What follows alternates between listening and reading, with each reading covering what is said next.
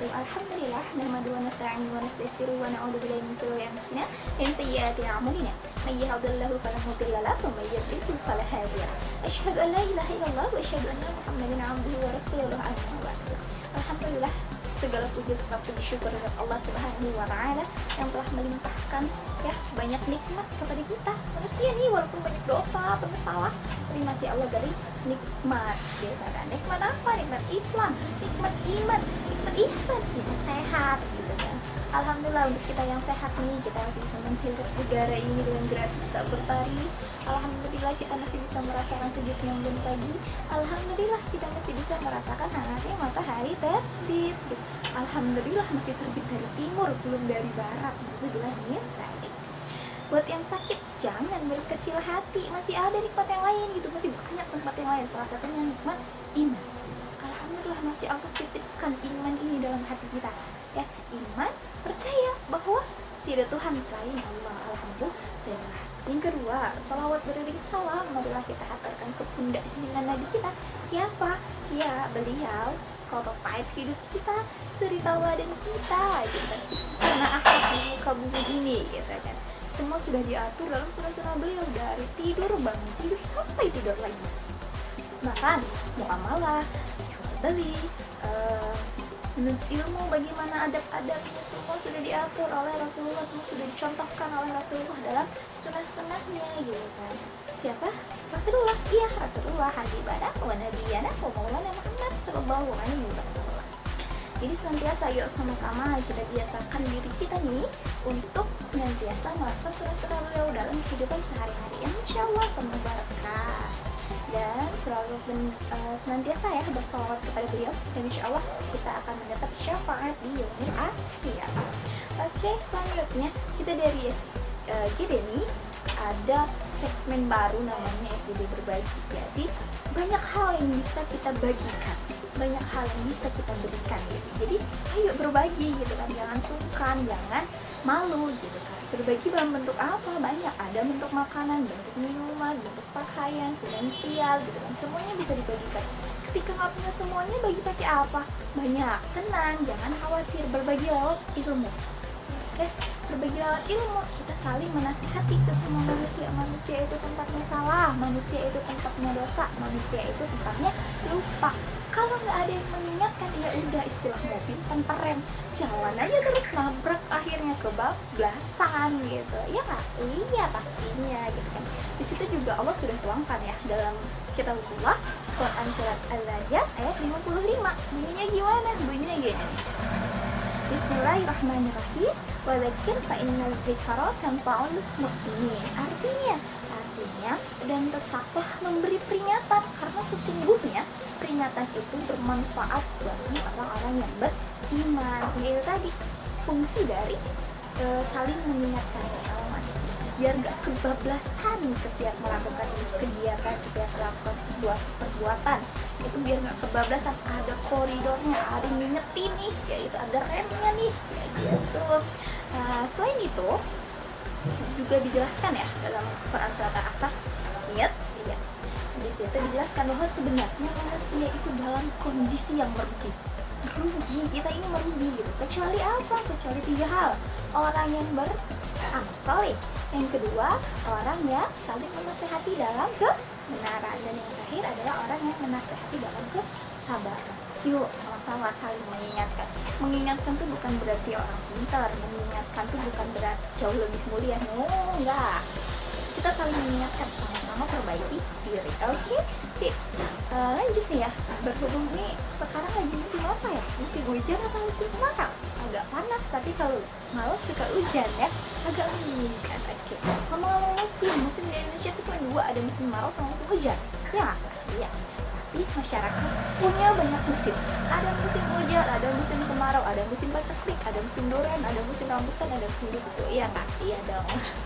Tapi selain itu ada musim satu nih yang selalu terjadi, musim hajatannya. Nah, di bulan Syawal pasti banyak tuh yang menunaikan keinginannya di bulan Syawal gitu. Oh iya, ngomong bulan Syawal, mundur dikit nih ya, masih di bulan Ramadan. Alhamdulillah kita sekarang nih udah masuk bulan Ramadan. Alhamdulillah nih kita lagi menjalankan ibadah puasa di bulan Ramadan. Bulan Ramadan itu juga sebuah musim. Musim apa? Musim takjil, musim kolak. Enggak, bukan. Bercanda. Bulan Ramadan itu juga salah satu musim. Musim kebaikan, musim kemuliaan. Jadi semua orang itu berbondong-bondong melakukan kebaikan gitu, semua berlomba-lomba astagfirullah khairat gitu. Semuanya melakukan kebaikan. Semua melakukan kebaikan, berbondong-bondong, gak mau kalah nih. Ayo berbagi, sedekah, infak, sholat berjamaah, rajin gitu kan dibanding bulan-bulan yang biasanya, karena bulan Ramadan adalah musim kebaikan. Selain itu gitu kan, selain dijuluki dengan musim kebaikan, bulan Ramadan itu juga punya banyak nama. Ada yang namanya Syahrul Syam, ya kan, bulan puasa. Ada juga yang disebut dengan Syahrul Jihad atau bulan jihad. Jihad, kok bisa? Apa sih jihad itu gitu? Jihad itu apa? Jihad itu pakai baju besi, naik kuda, bawa panah gitu kan, terus melawan orang-orang kafir gitu sampai titik darah penghabisan gitu kan. No, enggak. Jadi jangan kita batasi jihad itu terlalu sedikit. Jihad itu luas pengertiannya. Jihad itu ya artinya awal katanya itu dari jihada, artinya bersungguh-sungguh, artinya berjuang gitu. Itu intinya. Inti jihad itu adalah bersungguh-sungguh dan berjuang. Jadi jangan kita sempitkan maknanya gitu kan. Di bulan puasa disebut juga dengan bulan jihad. Baik, kenapa? Iya, karena jihad itu ada jihad kepada diri sendiri atau jihad nafs, ada juga jihad untuk memerangi orang-orang kafir atau jihad kufur. Nah, pada saat ini nih kita bakal ngomongin tentang jihad nafs, jihad terhadap diri sendiri. Hah? Jadi diri ini nih harus diperangi gitu. Bukan dirinya yang diperangi, tapi hawa nafsunya ya. Hawa nafsunya. Kenapa? Jadi ketika kita berjihad nih, bersungguh-sungguh melakukan ketaatan kepada Allah, pasti ada nih yang mengganggu gitu kan. Itu hawa nafsu. Banyak. Dimana itu juga diatur nih dalam salah satu hadis gitu kan. Rasulullah SAW pernah bersabda, wal mujahidu man jahada nafsahu fi ta'atillah wal mujahiru man hajara ma nahallahu anhu. Artinya apa? Artinya yang disebut dengan mujahid atau orang-orang yang berjihad nih, itu adalah orang-orang yang apa? Itu adalah orang-orang yang bersungguh-sungguh melawan hawa nafsunya. Dan muhajir itu adalah orang-orang yang berhijrah dari larangan Allah. Hadis riwayat Ahmad. Coba dicari lagi, dibuka lagi gitu kan, untuk memahami arti dari hadis tersebut.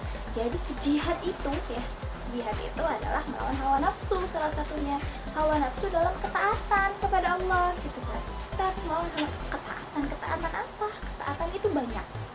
Menuntut ilmu itu ketaatan, bersedekah, infak itu termasuk ketaatan kan, berdakwah itu termasuk ketaatan. Ketaatan itu banyak gitu kan. Semua yang diperintahkan oleh Allah dan semua kita diperintahkan untuk menjauhi ya semua larangan Allah, itu adalah bentuk dari ketaatan gitu kan. Jadi kita harus bersungguh-sungguh melawan hawa nafsu. Lebih ini di bulan Ramadan, salah satunya puasa. Puasa itu juga banyak godaannya gitu. Menuntut ilmu juga banyak godaannya, apalagi lagi puasa gitu. Ditambah online ya sekarang belajarnya. Jadi hawa nafsunya, kita kan harusnya sungguh-sungguh nih ya dalam hati.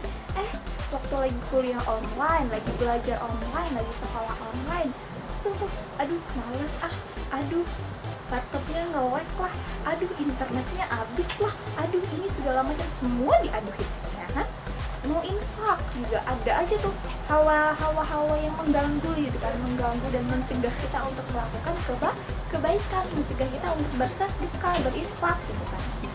Mau infak, nanti dulu deh infaknya mau beli baju baru, nanti dulu deh infaknya mau beli sepatu, nanti dulu deh infaknya mau beli somai gitu kan. Bisa aja gitu. Itu juga salah satu bentuk hawa nafsu kita nih, kita mengikuti keinginan kita gitu kan, padahal itu bukan keinginan kita ya, dengan syaitan gitu kan, untuk menghindarkan kita melakukan sebuah kebaikan. gitu. Jadi jangan jadikan bulan puasa itu sebagai alasan ya, alasan untuk bermalas-malasan, alasan untuk tidur terus, alasan untuk berleha-leha, ataupun alasan untuk aduh, iya, maksudnya semua diaduhin, mau gini aduh, mau nyapu aduh, mau belajar aduh, mau semuanya aduh, mau ibadah aduh, nanti deh aduh, semuanya seperti itu. Jadi jangan sampai hawa nafsu mengontrol diri kita gitu. Justru kita yang harus mengontrol hawa nafsu dan memerangi hawa nafsu. Oke, menurut Ibnu Rajab rahimahullah ada 2 jenis jihad nafsu di bulan Ramadan. Apa itu? Yang pertama ya, jihad pada waktu siang hari itu dengan puasa. Banyak kan ya godaan di bulan puasa, panas terik gitu kan, terus belum lagi tugas-tugas deadline menumpuk gitu. Itu juga salah satu godaan-godaan kita nih untuk membatalkan puasa gitu. Kita kuat nggak sih untuk melakukannya, kita kuat nggak sih untuk menunaikannya sampai tibanya waktu berbuka, sampai selesai satu. Yang kedua, jihad yang kedua adalah jihad di malam hari, jihad untuk melaksanakan qiyamul lail gitu kan. Jadi kita di situ juga berjihad tuh, kita bagaimana dinginnya malam, dinginnya air, terus kelembutan selimut gitu kan. Itu nafsu tuh, kita pengennya tidur terus, kita pengennya leha-leha terus gitu kan. Kita harus lawan bahwa kita harus ayo menaikkan sholat malam gitu. Ayo kita bermunajat di sepertiga malamnya Allah kayak gitu. Jadi harus kita lawan tuh ya, nafsunya harus kita lawan. Oke. Nah, pernah dengar nggak teori 21 hari dapat merubah kepribadian ataupun kebiasaan? Ya, pasti pernah dengar ya. Pernah dengar itu karena terkenal banget. Itu ada di buku Psycho-Cybernetic ya kan. Walaupun banyak ya penelitian lanjutan, maksudnya penelitian yang lain yang lebih terbaru mungkin ya, salah satunya ada penelitian lain di mana kebiasaan itu dapat dibentuk kurang lebih 18 sampai 254 hari. Dengan rata-rata 66 hari seseorang dapat menjadikan itu sebuah kebiasaan. Oke, beda. Yang satu 21 hari, yang satu 66 hari. Beda ya. Tapi jangan khawatir, intinya tuh sama. Intinya sama. Kegiatan yang kita lakukan secara berturut-turut dan berulang-ulang maka akan membentuk sebuah kebiasaan. Nah, kebiasaan di bulan Ramadan yang sering nih kan kita lebih giat ibadahnya, lebih getol, yang biasanya nih tilawahnya masih selembar 2 lembar males gitu kan, sekarang tiap 5 waktu kita tilawah terus yang mulailnya suka bolong, sekarang lebih rajin lagi gitu. Itu ketika kita lakukan berturut-turut dan berulang-ulang akan menjadi sebuah kebiasaan. Ketika kebiasaan lama-lama akan menjadi watak dan akan mempengaruhi kepribadian gitu. Jadi harapannya nih di bulan Ramadan setelah kita memerangi hawa nafsu untuk tetap melakukan ketaatan kepada Allah ya, di bulan-bulan lainnya tuh juga berimbas nih, tetap rajin ibadahnya, tetap semangat nih dalam dirinya melakukan kegiatan-kegiatan hal baik, itu tetap semangat, ada nuansa jihadnya tuh nggak hilang gitu, nuansa jihad dalam hati itu nggak hilang gitu. Karena di bulan Ramadan orang yang biasanya jarang berjamaah nih ya, jarang berjamaah bulan Ramadan jadi rajin berjamaah, alhamdulillah. Orang yang suka kesiangan ya kan, suka kesiangan, alhamdulillah di bulan Ramadan jadi nggak pernah kesiangan. Orang yang sholatnya ya kalau maghrib kecapean, kalau isya ketiduran, kalau subuh kesiangan, terus kalau zuhur banyak deadline, kalau asar kelupaan, jadi tepat waktu gitu kan. Jadi itu adalah suatu hal yang baik, perubahan yang baik dari buruk ke baik gitu kan. Jadi harapannya setelah bulan Ramadan nuansa jihad dalam diri, jihadin nafs ya, melawan hawa nafsu itu masih tetap berimbas pada bulan-bulan berikutnya gitu. Jadi yuk sama-sama, yuk kita sama-sama perangi nih hawa nafsu, udah gak kelihatan merusak lagi gitu kan ya. Jadi harapannya semua bisa gitu kan ya, alhamdulillah. Mungkin itu aja kali ya dari kakak ya. Mungkin dari tadi kakak ngecek banyak salah ya, banyak kata-kata yang sekiranya tidak pantas ya dimohon maaf, yang sekiranya menyinggung juga mohon maaf.